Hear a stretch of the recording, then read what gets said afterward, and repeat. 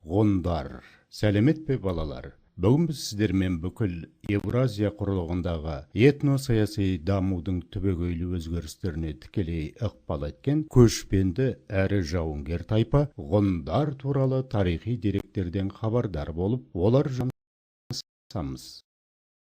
Сонымен қатар ғұндардың археологиялық ескерткіштері мен қолөнер бұйымдарының өзіндік ерекшеліктеріне тоқталып өтеміз. Ғұндар туралы тарихи деректер. Біздің заманымызға дейінгі 4-3 ғасырларда Орталық Азияда Қытайдың солтүстік шекараларына жақын орналасқан ғұн тайпалары бірге бастады. Ғұндар Қазақстанға Орталық Азиянан біздің заманымызға дейінгі 1 ғасырдың соңы мен біздің заманымыздың 1 ғасырында келгендіктен, олардың тарихы қазақ жерімен тығыз байланысты. Оны біз археологиялық қазбалардан және Қытайдың жазба деректерінен білеміз. Ғұн атауы біздің заманымызға дейінгі 3 ғасырдың аяғында алғаш рет Қытай экономикалық және саяси тарихы жөнінде ең алғаш жазған Қытай тарихшылары Сыма Сян, Бангу, Фай Энің шығармалары аса құнды мәліметтер береді. Олардың біріншісі Қытай тарихының атасы Сыма Сянның 130 бөлімнен тұратын Ши Цзи тарихи жазбалар атты еңбегі болса, екіншісі Бангу жазған еңбек Цян Ханьшу, Батыс хан мемлекетінің құжаттары деп аталады. Ал үшіншісі тарихшы Фай Е жазған Хоу Ханшу, Шығыс хан мемлекетінің құжаттары атты шығарма. Сонымен қатар Европа ғалымдарынан Рим тарихшысы Аммиан Марцелиннің іс-қимылдар деп аталатын 31 кітаптан тұратын шығармасы, француз тарихшысы Тьер Амедидің Аттила және оның мұрагерлерінің тарихы атты 2 томдық кітабы, герман тарихшысы Йорданның ғұн билеушілері Ругила мен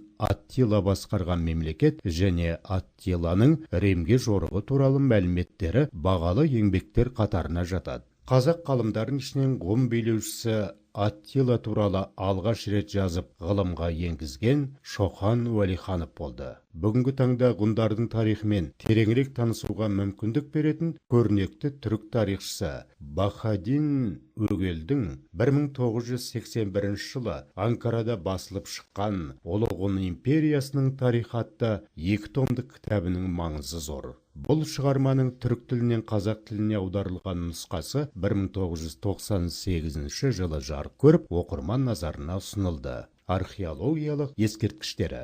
Шөл және шөлейт аймақтардағы ғұн ескерткіштеріндегі өзіндік ерекшелікке биік ер-тұрман, қауырсын тәріздес, қабыршақты өрнек, әшекейлі қол қазан жатады. Ғұн қабірлерінен көптеп кездескен бұйымдар, күрделі садақ пен түрлі әшекейлер. Ғұн садағы 7 сүйек бөліктерінен құрастырылып, иыққа жақындайтын тұсы қосымша сүйек қапсырмаларымен бекітілген. Халықтардың ұлы қоныс аудару кезіндегі далалық қорымдардан созыла басылған алтын қаңылтыр мен түрлі түсті тастар салынған әшекейлер табылды. Олардың мұншама көп таралуы көшпелілерді тез баюға алып келген Иран мен Римге қарсы тонаушылық соғыстарына байланысты болған еді. Әзірге зерттелген ғұн қабірлеріндегі бұйымдар алтын және өзге әшекейлермен сәнделген. Археологтар Иволга өзенінің Селенгіге құяр тұсындағы елді мекеннен тұрақты жартылай